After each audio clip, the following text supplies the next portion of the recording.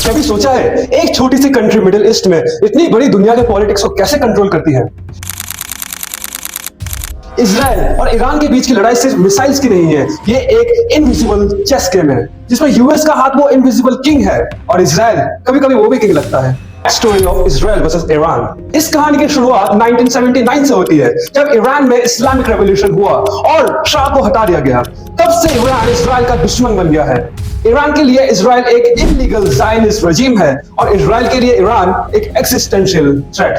Iran के proxies जैसे Hezbollah Lebanon में और हमास गाजा में इजराइल के लिए कांस्टेंट हेडेक बने हुए हैं। इजराइल हर वक्त ready with air strikes in Syria, Lebanon, even inside Iran as well. America, friend और पपेट। अब सीन में एंट्री होती है अमेरिका की। अमेरिका इजराइल का सबसे बड़ा एलाई है, not just diplomatically but militarily and financially. हर साल $3.8 बिलियन का मिलिट्री एड जाता है इजराइल को। क्यों?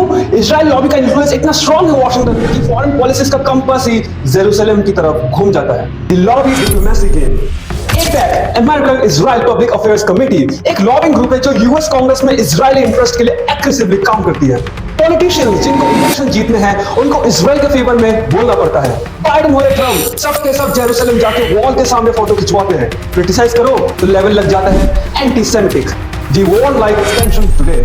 ईरान का न्यूक्लियर प्रोग्राम तेजी से आगे बढ़ रहा है। इजराइल के लिए ये रेड लाइन है। 2024 में इजराइल ने ईरान के टॉप न्यूक्लियर साइंटिस्ट पे स्ट्राइक किया। ईरान ने रिटेलिएशन में भी ड्रोन भेजे। अमेरिका ने इजराइल के बेसिस पर स्ट्राइक किए, इनडायरेक्टली इजराइल के बिहाफ पे। ये लड़ाई खुली जंग में तो नहीं बदली, लेकिन cyber war, proxy war, drone war चलती रहती है। Digital game. ये सब सिर्फ सर्वाइवल का गेम नहीं है, ये एक पावर बैलेंस का खेल है जिसमें इजराइल छोटी कंट्री होकर भी मिडिल ईस्ट का मिनी अमेरिका बन गया है।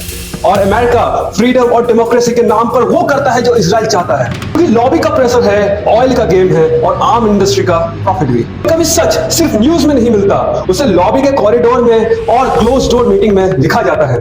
इजराइल और ईरान के बीच की ये जंग सिर्फ मिसाइल्स की नहीं, ये नैरेटिव का जंग है और अमेरिका कभी पपेटियर कभी पपेट। बस सवाल ये है, क्या सच में कोई आजादी से फैसला ले रहा है?